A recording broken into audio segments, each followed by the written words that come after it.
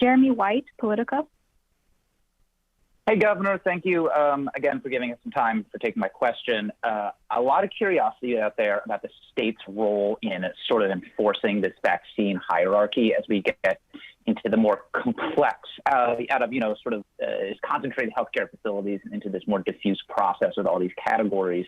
So can you tell us more about what role the state is going to play in sort of monitoring that and ensuring people don't skip the line? You alluded to staffing shortages and sort of working pharmacies to regulate the process. So how can we be sure that this is proceeding in an orderly way and people aren't sort of gaming the system in terms of the vaccine hierarchy?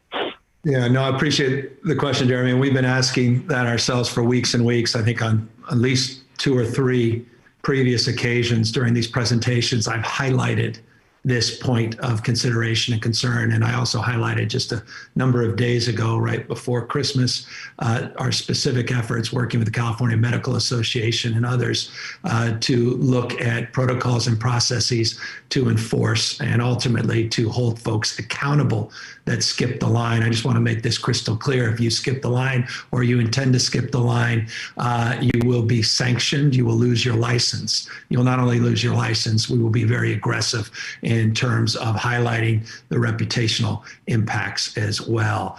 We are going to be aggressive here, but you are not wrong in the way you framed your question. As you move into these subsequent phases, as you're dealing with millions and millions of doses, you're dealing with hundreds and hundreds of points of contact and thousands of individuals. Not every individual may hold themselves to those higher ethical standards or the Hippocratic oath, which they've taken, and we are mindful of that. And so I'm not naive to the prospects that there are going to be some issues, and we're going to have to work not just as a state, but with our county partners to monitor that behavior at the local level, even at the clinic level, and to make sure someone's not passing a few vials over to their cousin or aunt or uncle, or God forbid, making a buck or two on the backs of a vaccine that should be distributed to someone who's at high risk or in higher need. And so we are looking forward to putting out details of what that enforcement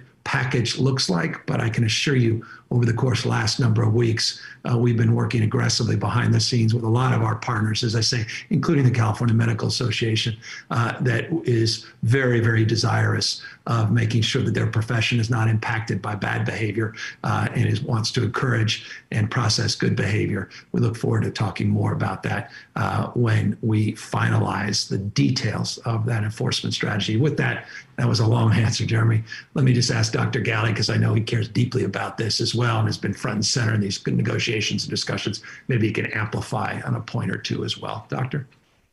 Yeah, Governor, you hit major points. I would just say that, included in some of the state's opportunities is obviously through our ability to look at licenses, professional licenses, but then also CDPH has the responsibility of enrolling every provider through our state system into the federal system that allows you to receive vaccine to distribute.